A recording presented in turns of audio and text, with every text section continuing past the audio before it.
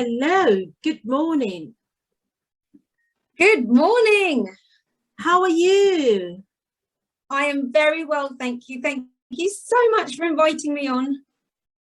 Okay, so this is the You Soulful Genius podcast. And today I have got an author, I have got a public speaker, a motivational speaker, an influencer. I just don't know how I can describe you to make my audience know who I've got. I've got a phenomenal woman. I've got Ife Thomas. I'm going to give it to Ife Thomas to introduce who she is, what she does, and how she brings that magic into the world. Thank you so much. I'm so over the moon to have you on the show this morning. How are you doing? Oh, thank you so much. And what a wonderful introduction. I really appreciate it. And I think it's when you start listing the things that we've done and that we're doing and that we've been through, it's amazing really how many things that we do in our lives. And I think ultimately at the core of what I do is I try to help people feel like they are able and capable to do anything. That's my thing. No matter who you are, no matter where you're from, my vision, my goal in life is to let you know that you are incredible. Like this podcast, you are a genius. Everyone has a genius in them.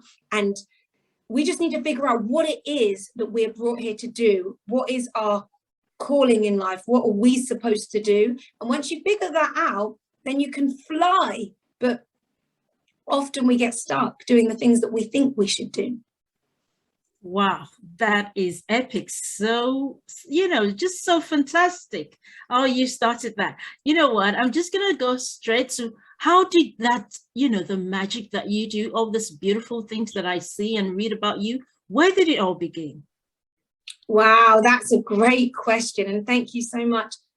I think my magic, like all of us, magic is in us from when we first start this world. We come into this world as tiny babies. We only have the fear of falling and the fear of loud noises. Every other fear that we get is something that we have developed over time.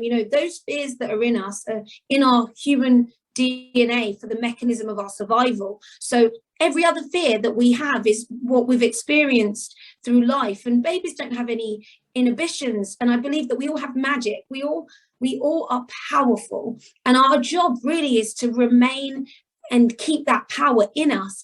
But through life, what happens is we experience things that change us, that stop us, that hurt us, that elevate us. Every experience, we can take it in any way, and I really do believe it's the way we respond. And I think for me, if I was to think about where I started from, when my parents are Nigerian and they came here in the early 80s, and they had me in 1984. It's telling my age now, but when they had me, 6 weeks after I was born, they vanished from my life. They went back to Nigeria and I was left here on my own. And you could say that I had experienced rejection before I'd even developed the muscles to smile. And that's internally on a cellular level as a baby, to feel your parents, the people who brought you into this world, to not be with you, I'm sure could cause great trauma, which I've never really gone back and investigated. But what I know is that I was then put into work. I was put into being looked after by a family who were working with the Save the Children Foundation in London.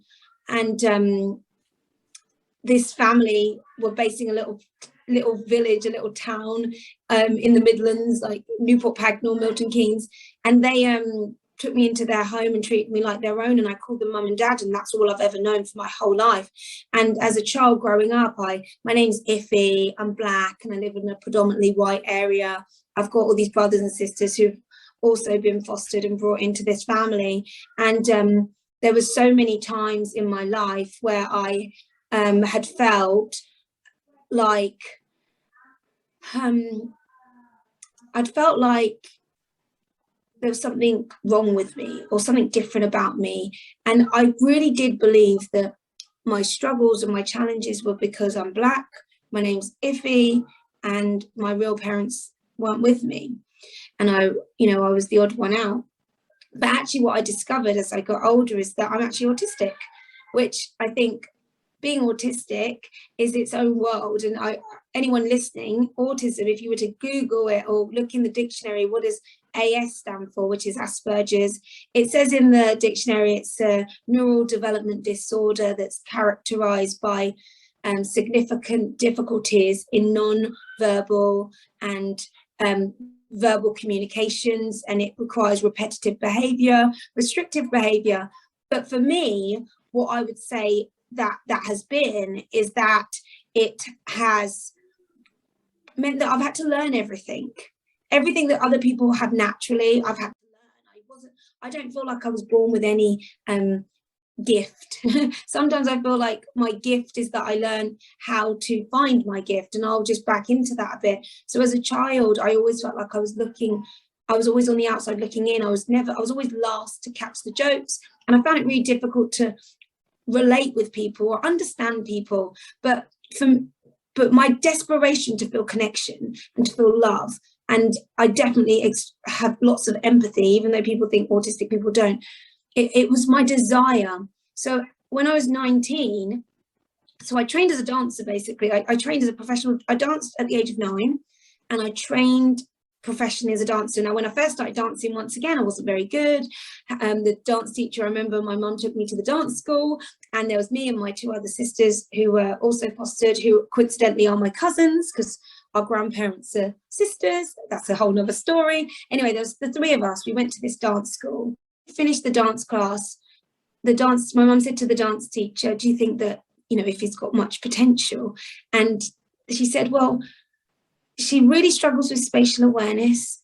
She's not got great timing, and she's not particularly flexible. So we're not really sure. And even though I didn't know that conversation had, but I knew when I was standing there in that dance room, I felt the best I'd ever felt in my life, because there was somebody standing in front of me, teaching me the choreography, teaching me the steps that I needed to do.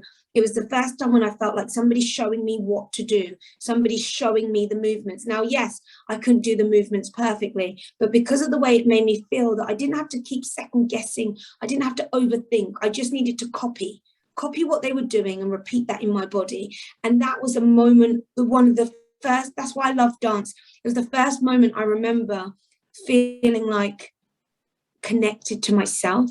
And I just knew I loved it, but I could see that I wasn't very good.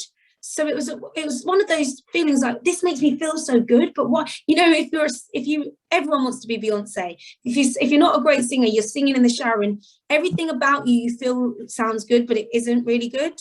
You really are not that good. You're not Beyonce, you're actually terrible, but it feels like you're good. That's what it was like for my dancing. I felt good, but it wasn't aesthetically pleasing, let's say. But with that in mind, as a 9-year-old and the desire to want to be good, I'd go home, would go into my parents' conservatory, and my sisters would finish dancing and go and do what they were doing and play with their Barbies or whatever, and I would be in the conservatory going through the routine, drilling through the routine for hours, to the point where my mum was like, it's time for bed now. I'm like, I just want to do it one more time. I just want to do it one more time. And I mean, I'd practice like a very short combination. I'd spend hours perfecting every move so that it felt good in my body, so that the next time we went back to the dance class, I was just as good as everyone else, or not as good, but much better than when I left last week. And what I noticed is that was at 9, and I started going to competitions, and I started experiencing rejection. Every Sunday would go to a competition, a dance, and I wouldn't get through, I wouldn't get placed, I'd get knocked out. And I'd watch all the people around me in the dance school getting through, getting first, getting second, getting third, or getting through 1 round, getting through 2 rounds. I would get knocked out the first round. I'd go on a Sunday, dance, not through. Straight away, eliminated.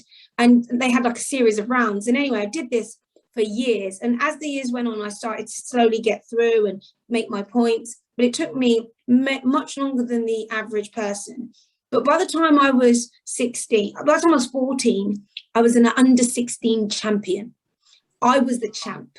And but even though it took me twice as long as everybody else, because I'd spent so much time perfecting every single movement so it felt in my body, when I finally got it, which was way after everybody else, my execution was phenomenal.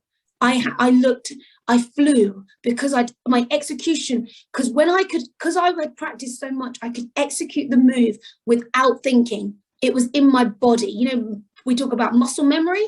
It was in me, which meant, because I didn't have to consciously think about what I was doing, I got to live in the moment, the present moment, where my arms, my legs, everything moved and I felt alive. And this feeling of aliveness is the thing that I've held on to all of my life. So when I was 17, I won a place and got accepted into the #1 performing arts school in London, the Erdang Academy. It's based in Covent Garden. They only take selected people. I got in there and I went there and I trained with the best of the best.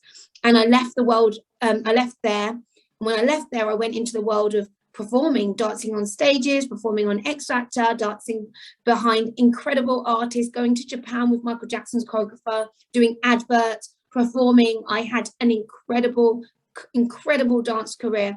And you know, when I used to go to that competition when I was under 16 champ, people used to say, Ife and her sisters are here. Those girls are here again. Because they knew that if we were there, they were going to get creamed. They knew it. But where years before, I was the one that nobody knew. And I think the point of that story is that I experienced at a very young age, before I developed the muscles to smile, rejection from my birth parents. I then experienced as a young girl rejection in something that I loved week after week. But what I experienced is that it doesn't matter where you start. It doesn't matter how bad you are.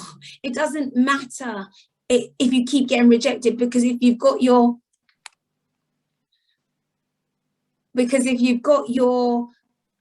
vision on something bigger, you will just keep going for as long as it takes. And that brings me to when I left the world of dancing. When I was 26, I left the world of dancing, and because when I was 20, I think I was 25, I'd done loads of stuff on TV, I was on different talent shows, but when I was 25, I actually won myself, it was 11 years ago, a place in the Big Brother house.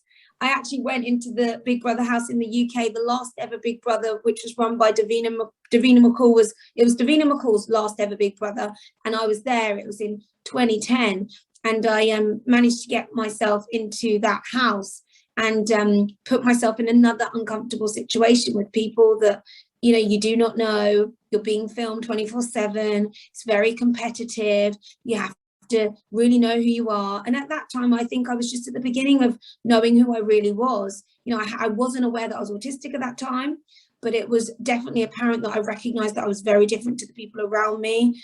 And I had to stretch myself. I had to adapt. I had to communicate with people for the good of the task so that we could eat. You know, I really experienced having to stretch myself in different ways. But when I came out of that house, I realized that dancing and the entertainment world probably wasn't for me anymore, because for so long as a dancer, I'd been waiting to be picked. I wanted someone to pick me at auditions, pick me for dance shows, pick me for music videos, pick me for Big Brother. And when I came out of the house, I thought, no more, I'm not waiting for people to pick me. I'm going to pick myself. I'm going to make sure I create a world that I'm in control of. I don't have to wait for somebody to choose me, somebody to say I'm pretty enough, to say I can dance well enough, to say I'm clever enough. I'm not going to ever put myself in a position where I have to be chosen. I choose me. And I think I instinctively made that decision. So I decided to leave the world of entertainment and I moved into the world of corporate finance. I hung up my high-waisted sparkly hot pants and moved into the world of grey suits. And I built a business called the National Accountancy Network, which is a network of chartered accountants. And we offered them business growth strategies. And I started it from my living room. And I started it when I found out that I was pregnant with my son, my first son. So I built this business and grew it.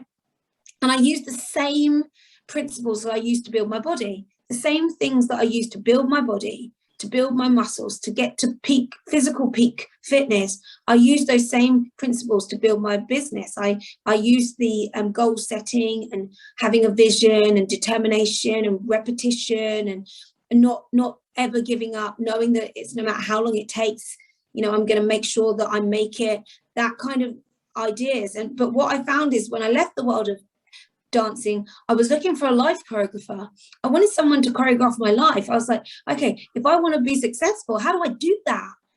And I couldn't find anyone. I wanted someone, like back in my dancing, somebody to show me, how do you run a successful business? How do you get a positive mindset? How do you take control of your life? Please, anybody show me. And I couldn't find people to show me. I found lots of great books, great courses where people talk about it and give you ideas and methodology. But what I wanted was somebody to actually tell me a step by step, do this, then this, then this.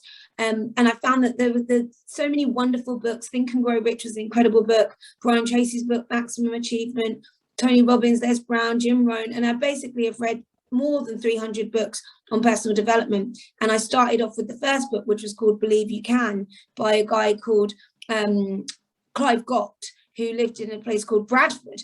And it was a tiny little book, but it really resonated with me. And that was the beginning of my personal development. And I read the book and it really made me feel good. I came out of the Big Brother house and I was still feeling lost. So I found the number on the back of the book and rang it. And a lady answered, and I said to her, hi, my name is Ife, and Clive signed my book about 7 years ago saying that he believed I had greatness in me. And I just wanted to ring and say that his book has changed my life. And the lady on the phone said, I'm so sorry to let you know, but Clive passed away. He passed away from cancer. It came back and it took him away. And she said, and we've got all of his books in our garage, those Believe You Can books. And we just don't know what to do with them. And I said, I will happily distribute them for you. I will spread the word. And she said to me, all Clive wants you to do is to live your greatness. Be the best version of yourself. And when you're the best version of yourself, other people will see it. You have to be the living example of what you want out there in the world. And I thought, right, that's it. That's all I'm going to do. I'm going to own it and I'm going to show it and I'm going to be it. And then I got really deep into the world of personal development, and every book that I've ever read, I have taken something from it and took action. And I was trying to get lots of my friends to get into this personal development journey who are very much into fitness and the gym. They get up early, they work out, they're like gym heads. Most of them are men, like some of my main clients during that time, black men in particular, actually. I've got a brother, my partner's black, and I have 2 black boy sons. So I was very invested in inspiring black men to step into their greatness. And many of my friends are black, and they were all into the gym, and they all had very good, safe jobs, but probably not that fulfilled. So I was like, you need to read these books. And then none of them wanted to do it. So I said, you know what? I'm going to write the book. So I wrote a book. And it was a culmination of all the books that I've ever read and the steps. And it was a step-by-step guide. It's the book that I wish was out for me. And when I wrote that book, I wrote it in mind for my sons. I wrote it because I wanted to make sure that, that saying, you can teach a man to, you can teach a man to fish. You can give a man a fish, but you can't teach a man to fish. The most important, well, in fact, the line in the book, and I can actually read you it because this is my first bit that I said, actually. Is that the one you wrote? The book this is the book I wrote, and I changed the cover and over time. So I wrote it in 2015, but I'll read you the forward. It says, an African proverb says, give a man a fish and you feed him for a day, teach a man to fish and you feed him for a lifetime. So with this in mind, me and my other half, when our children were very young, we decided to get a life insurance policy in case we weren't here for them. It's a sensible thing to do. But when I woke up in the morning the next day after signing the forms, I still felt like, well, if we were to leave this earth today, I don't think the money's going to be enough. I need them to understand that they don't get lost in this rat race of a world, and that they step into their genius, and that they become everything that they're capable of, and they find their superpower. Okay, I'm going to write this book for them to read. Because if their mummy dies, then they'll read my book, won't they? It's going to be the one thing. So they'll definitely read it if I'm not here, because it's going to be mine. So when I wrote the book, I thought I'm going to break it down into 12 steps. And I'm going to start off with the first step, which is they have to have clarity. They have to have a clear idea of what it is that they want in their life. And then I break it down and give them actual step by step, so that they can do to achieve any goal that they can set for themselves. And I break it down. And that book that I wrote, my other half used it in his business. And he, in the first 6 months, doubled his income. If we go back now and we're 5 years after, 12 times his income. Increase his income. What's the name of the book? Can you show us now? Yeah, it's called, well, there's been a couple of variations of it. So it's called Power. It started off being called Power Lift Your Life. Okay. That was what it started off, but that's not what it is. And then I re-edited it to Power Lift Your Career. Okay. You can see, and the back of the book, just to read what it says on the back of this book, the first one, it says, are you a gym head? Because I knew who my target market was. Okay. Do you take pride in your body and the way you look? Then this is for you. Follow 12 simple techniques that will guarantee you will double your income, get your dream job, rise to the top of your industry, start a business. In fact, I'll go a step further and promise that after completing this, you will have complete control of not only your physical, but mental fitness. And then I say, enter the Mind Workout Gym to powerlift your life. So I recognize that from my dancing and my business, there is a correlation between physical fitness and mental fitness. And if you're somebody who's physically fit, then you can actually transition into being mentally fit, because it's very similar in the terms, in the way that you think. There is a formula to success. So I created this one, but the actual book that I have now, because these are like my limited editions, you know, we made only 2 of these, and we made 150 of these. So these are in people's hands, but no one can get this. But the actual book that is available now, and it's in a bookstore where I live, and it's on Amazon and Audible, is this one, Power Lift Your Career. So awesome. That is lovely. I'm going to take notes of all of that and put that in the show notes, because you have shared so much with us, you know, from just sharing your story. And we now know that there is 12 steps. You know, you haven't gone through all that, and what kept you on, and how you stayed determined despite the level of rejection that you have encountered in life. So as you grew older, and, you know, going back to the things that happened to you, and looking back at your level of determination and, you know, your steadfastness, would you say there was a sort of mindset that helped you through? I know you were a little kid, but what was the thing behind your determination? What held you on? That's such a good question. Do you mean when I was a little child, what helped me on, or what helped me on as an adult? As an adult, as you kept going on. As an adult, what helped me on is, that's such a good question. There's so many things that I've hooked into. Well, my connection with God has been very, very important to me. My faith. I have faith, and I have this belief that I'm here to do good work. You know, I believe that every single one of us has the power to empower someone else by just being ourselves, being really true to who we're here to be. And I think I truly believe that the world is conspiring for me to succeed.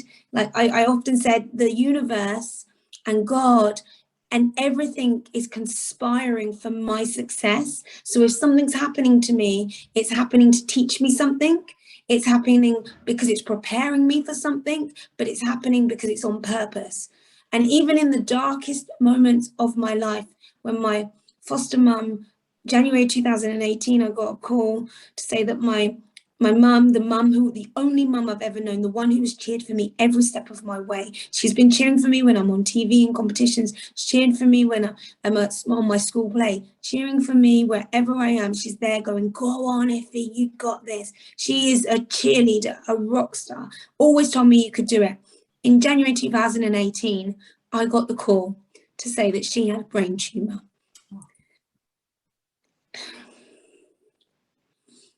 And that she only had 2 months left to live. That is the scariest moment of my life. Knowing that somebody that has always been my anchor is going to go and leave. It was hard, but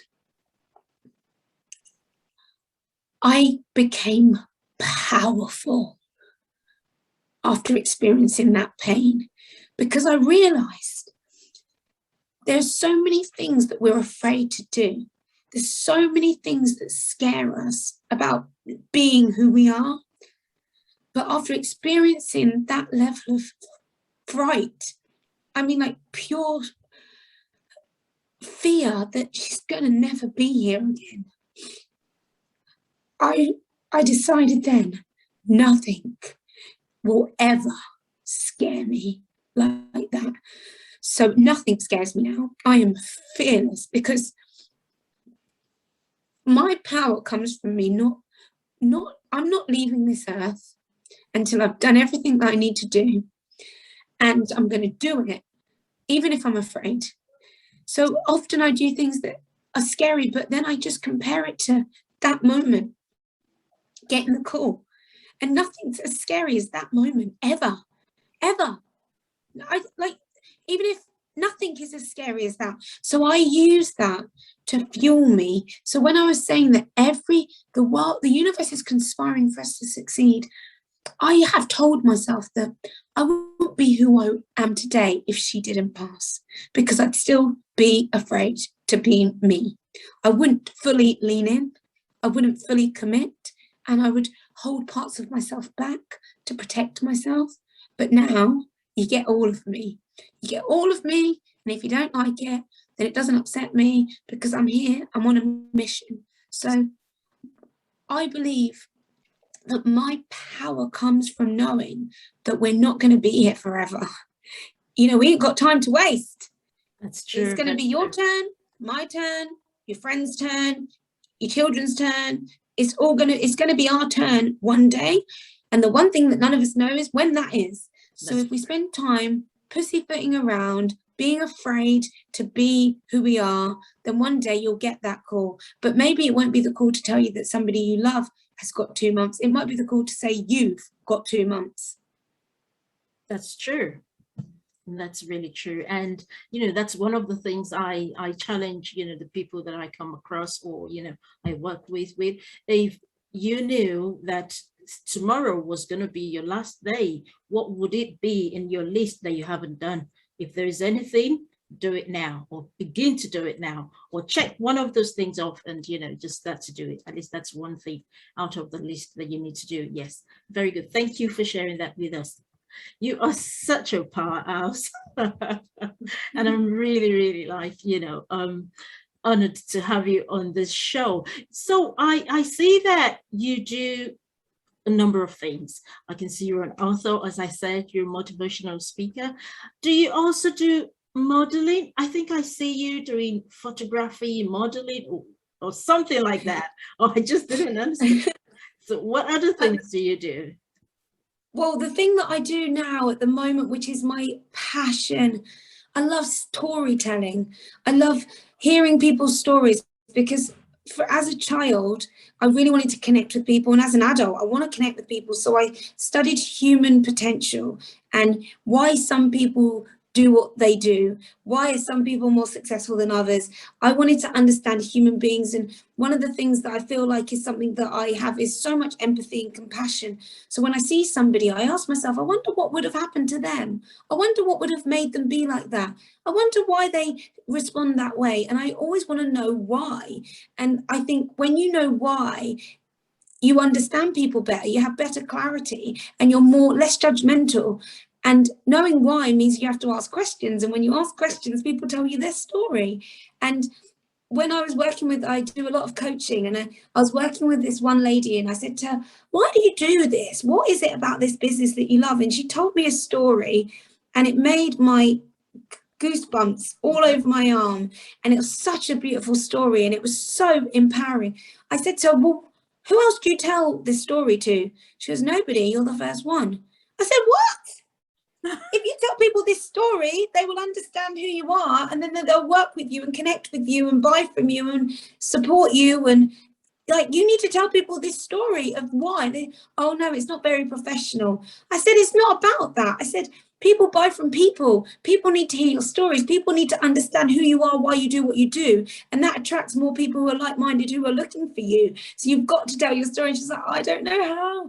Anyway, then I recognized that so many people, time and time again, I'd have this conversation. I'd be crying, I'd have goosebumps, I'd be cheering, and I loved listening to the stories. And then I recognized that for me, the people I follow and the people that I love Oprah Winfrey, I love Tyler Perry, all these people have got stories that I could repeat. I could tell you all of their stories because they're so well told that I could tell them. And I thought, just imagine if business owners, entrepreneurs, you know, people who are not massive celebrities, just regular business owners, imagine if they could tell their story in a way that compels, attracts, and engages their audience. Imagine what that would mean for their business. Imagine what that would mean for their brand. Imagine what that would mean for their community. And I was like, well, I would like a brand story, so let me get my own brand story. So I started reaching out to editors, reporters, script writers, anybody that said they were a storyteller. And I said, help me write my story. I couldn't find anyone. Nobody could write my story in a way that made me feel like the way that some of the best people tell their stories. And because I'm already a motivational speaker, I already tell stories. I already understand the art of storytelling, but I wanted someone to help me with mine. And I realized there's no one doing this out there. There's somebody who can, so I've created this product, this offering in my business, which is like a little micro thing that I do. And I literally, I have, maybe this week I've done 10 and that's how much I love it. So basically what I do is I offer brand stories to people. So if you're a business owner or entrepreneur, you're somebody with a passion, a mission, you want to create awareness, you might be a charity, I sit with you and I work with you and I ask you so many questions, nosy questions. And if you think about, like, we dig deep, like imagine you were going and digging up some bones. I pull those bones out and I lay them down, and then your stories we use to connect the joints together, and I add the flesh and the meat, and I create your story through your words and then give it to you so you can rehearse it, and then I support you and coach you so you can deliver it on video, and then I use the video, and I love editing, and then I use my editing skills and my vision and my storytelling to tell a story with your words and put pictures, music, all sorts. So then I hand you back your brand story, which is like a 3-minute video that you can send to anybody. And in those 3 minutes, they'll watch you, understand you, know your why, feel connected to you, learn to love you, whatever. And then they go and tell somebody else your story. They'll say, oh, do you know what? This is their story. And then that word of mouth gets you more and more people who you want to work with, and it explodes your brand. So that's what you see me doing. That is awesome. That is awesome. You know, I could talk to you for so long. You know, you're such an amazing lady, which is why I was running after you to get you on this podcast, because I know you're busy. That is so awesome. So yes, I'm going to get all of that and I'm going to put it in the show notes. But before I let you go, what is one word? You see, there are so many people who are just so confused. And unfortunately, you wanted a number of things and you couldn't find it. But within you was that power, that energy, and you just kept going. Unfortunately, we don't have, not everybody will be able to do that. So people are just there and just wondering, where is my breakthrough? How am I going to use the talents that I've got? Some people don't even know they've got it. Okay. And they're just there and rumbling and just trying to find a way out and, you know, show up as themselves and gift the world the gift within them. What do you say to them? What's your one word for them now? Lacking clarity, finding the way out, you know, and make a presence for themselves. What would you say to them now? Oh, that's a great question. And I really couldn't answer with one word. I could try and do a bit of a sentence. I would say vision. Oh, yeah. You have to be able to see it. There's a really great quote by Napoleon Hill. He says, whatever the mind can conceive and believe, the mind can achieve. You have to be able to go there in the mind first. So all you need to do is have a vision, be able to see what it is that you're trying with clarity. Like you said, you need to clearly be able to define what your major purpose is in life. You have to be able to take the time to have clarity, because before you know what you want, before you know where you're going, what is it? Brian Day says, any road will take you there. And often we run around and we see shiny things and we just go round and round and round in circles. That sounds good. That looks good. I'll start this business. I'll start that business. I'll do this. No. First of all, stop and think about, what is it that I want to achieve? What is the vision that I want for my life? And if you can see it, you can have it. But first you have to take the time to commit to it. And a lot of people refuse to see their vision because it seems too big, seems too scary. They're like, well, I can't do that. Well, I don't have that. Just first of all, give you the opportunity. Jack Cranfield has this really good thing, and I'll wrap it up, where he says, be able to create a movie in your mind. And it's called image modification. So what you do is you create this, it's a mental rehearsal, sorry. So image modification is where you change the image in your mind of who you think you are. But when you talk about mental rehearsal, there is really good, there's 4 steps to visualization actually that you can follow.